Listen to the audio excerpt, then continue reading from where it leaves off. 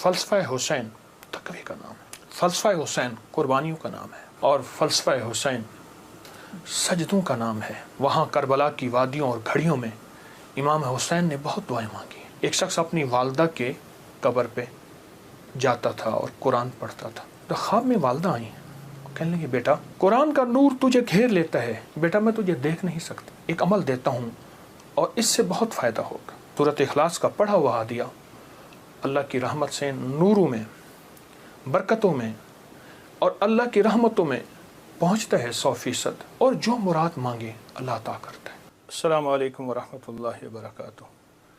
الحمد للہ والصلاۃ لأہلہا، اما بعد، اللہم صلی علی محمد عبدک ورسولک وصلی علی المؤمنین والمؤمنات والمسلمین والمسلمات، اللہم صلی علی محمد کما تحب وترضی لہم، اللہم صلی علی محمد وآل محمد۔ ہے آج بھی زمانے میں چرچا حسین کا، ہے آج بھی زمانے میں چرچا حسین کا، چلتا ہے ساری دنیا میں سکہ حسین کا۔ بھارت میں گر وہ آتا تو بھگوان کہتے ہم، بھارت میں گر وہ آتا تو بھگوان کہتے ہم، ہر ہندو نام پوجا میں جپتا حسین کا، ہر ہندو نام پوجا میں جپتا حسین کا۔ راون کی طرح مٹ گیا دنیا سے تو یزید، لیکن دلوں پہ آج بھی ہے قبضہ حسین کا۔ سر اپنا جو پٹکتی ہے پیاسوں کی یاد میں، لیتی ہے نام گنگا و جمنا حسین کا۔ جے سنگھ پناہ مانگے گی مجھ سے چتا کی آگ، جے سنگھ پناہ مانگے گی مجھ سے چتا کی آگ، مر ہندو ہوں میں ہندو ہوں مگر ہوں شیدا حسین کا۔ ہے آج بھی زمانے میں چرچا حسین کا۔ ایک ہندو کا اظہار عقیدت ہے اس کے مذہب کے مطابق، اس کے ایمان اور اس کے عقیدے کے مطابق۔ محرم کی گھڑیاں تاریخ ہے ایک پیچھے، محرم کے مہینے کے تقدس کی، احترام کی، حرمت کی ایک پورا نظام ہے، اور محرم کے ساتھ امام حسین کی نسبتیں، حضرت حسین بن علی بن ابی طالب، ان کی نسبتیں بہت عجیب ہیں۔ اب سوچنے کی بات یہ ہے کہ انہوں نے ہمیں دیا کیا ہے۔ امام حسین کی زندگی کا سب سے پہلا نظام تقوی ہے، اور تقوی نیکی کرنے کو نہیں کہتے۔ کسی نے حضرت عباس رسول اللہ صلی اللہ تعالی وسلم کے چچا، ان کے بیٹے حضرت عبداللہ بن عباس سے پوچھا تقوی کس چیز کا نام ہے؟ تو پوچھا نہ کرنے کا نام ہے، کرنے کا نام تو نہیں ہے۔ فرما دیجئے کیا کرنے کا نام، کیا نہ کرنے کا نام؟ فرمایا تقوی گناہ نہ کرنے کا نام ہے۔ ایک بندہ بہت زیادہ نیکیاں کرتا ہے اور پھر بہت گناہ کرتا ہے، اس کو متقی نہ کہا جائے گا۔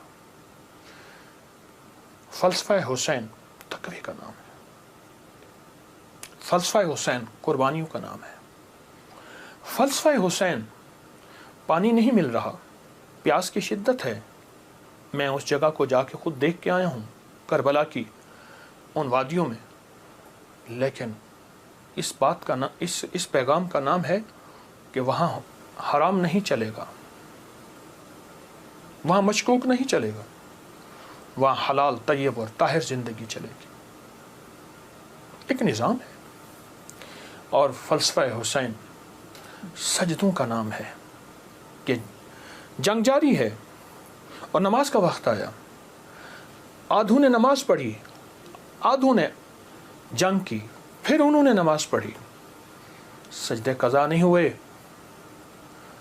اور سجدے ادا ہوئے ہیں۔ اور فلسفہ حسین دعاؤں کا نام ہے۔ وہاں کربلا کی وادیوں اور گھڑیوں میں امام حسین نے بہت دعائیں مانگی، اور وہ دعاؤں کی پوری کتابیں اس وقت موجود ہیں۔ وہ دعائیں کیا تھیں؟ جس میں اللہ کی محبت، جس میں اللہ کے ساتھ عشق، جس میں اس کی ذات عالی کے ساتھ تعلق اور محبت، ان دعاؤں کا نام ہے۔ اور فلسفہ کربلا کا ایک پیغام دیتا ہے کہ خیال کرنا، جب ایک طرف حق ہے اور ایک طرف نہ حق ہے، اور وہ حق حلال کی شکل میں آئے، طیب طاہر کی شکل میں آئے، حلال کی شکل میں، طیب طاہر کی شکل میں آئے، تو پھر حلال کبھی نہ چھوڑنا.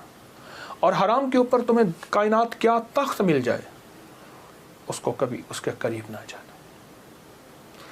زندگی کا ایک سفر میں آپ طے کر رہے ہیں اور طے کریں گے موت تک. وہ ہستیاں زندگی کا سفر طے کر گئیں لیکن انہیں ہم مردہ نہیں کہیں گے. بلیا سی مرنا نہیں گور پہ آ کوئی ہو, کہ ہم مرنے والے نہیں ہیں. اللہ کے عاشق ہمیشہ زندہ ہوتے ہیں اور اللہ کے عاشق ہمیشہ زندہ ہوتے ہیں اور زندگی کا سفر طے کرتے ہیں. عاشق ہمیشہ زندہ ہوتے ہیں اور عاشقوں کی زندگی ہی اصل زندگی ہے. اور وہ زندگی ایسی زندگی ہے جس زندگی کے بعد موت نہیں ہے.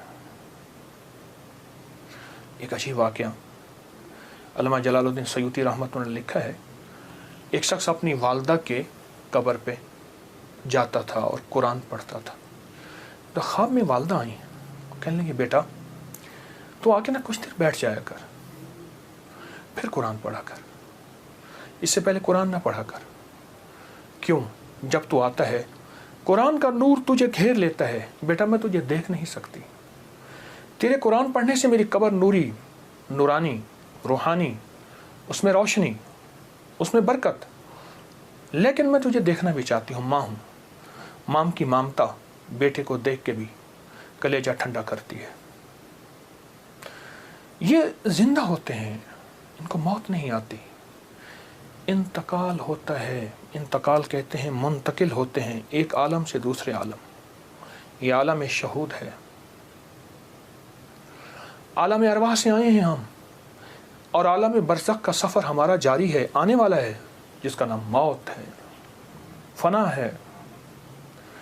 ان ہستیوں نے ہمیں ایک پیغام دیا, ان ہستیوں نے ہمیں ایک زندگی کا سبق دیا کہ کبھی بھی زندگی میں اگر یہ نظام آ جائے تو پھر حلال اور حرام کی پہچان کرنی ہے, پھر حق اور ناحق کی پہچان کرنی ہے.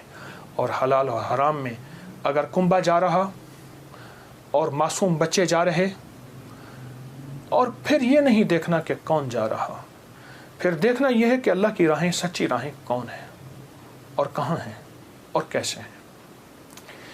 امام حسین کی زندگی میں اور ان کا جتنا بھی قافلہ تھا, ان کی زندگی میں کچھ وظائف بھی ملتے ہیں جو میں لوگوں کو بہت بتاتا ہوں, اور اس سے بہت فائدہ ہوتا ہے اور اس سے بہت نفع ہوتا ہے. ایک عمل دیتا ہوں, بہت زندگی میں کام آئے گا. ان مبارک گھڑیوں کے حوالے سے ایک عمل دیتا ہوں اور اس سے بہت فائدہ ہوگا. وہ عمل یہ ہے کہ آپ 2 تسبیح سورۃ فاتحہ کی پڑھیں, اول آخر 3 دفعہ درود شریف, اور سورۃ فاتحہ کی 2 تسبیح پڑھ کے اور اس کا ہدیہ حضور کے گھرانے کو ہدیہ کریں. اور اگر چاہیں تو 2 تسبیح سورۃ اخلاص کی پڑھ لیں, 2 تسبیح سورۃ اخلاص کی, اور اس کا ثواب حضور کے گھرانے کو ہدیہ کریں. اور یہ سورۃ اخلاص کا پڑھا ہوا ہدیہ اللہ کی رحمت سے نوروں میں, برکتوں میں اور اللہ کی رحمتوں میں پہنچتا ہے 100%. اور حضور کے گھرانے کو ہدیہ کریں. اور حضور کے گھرانے میں حضور کی بیویاں, بیٹیاں, داماد, نواسے, نواسیاں, یہ حضور کا گھرانہ ہے. اور اس حضور کے گھرانے میں یہ حسینی قافلہ بھی حضور کا گھرانہ ہے. ان کو ہدیہ کریں حضور کے گھرانے کو, اور جو مراد مانگے اللہ عطا کرتا ہے. اور یہ مسلسل عمل کرتے رہیں. آپ دن کے کسی وقت صبح شام 2 تسبیح سورۃ اخلاص پڑھ لیں, ہر دفعہ بسم اللہ الرحمن الرحیم 7 پڑھیں, اور اول آخر درود پاک پڑھیں, اور پھر یہ تسبیح آپ ان کی خدمت میں ہدیہ کر دیں.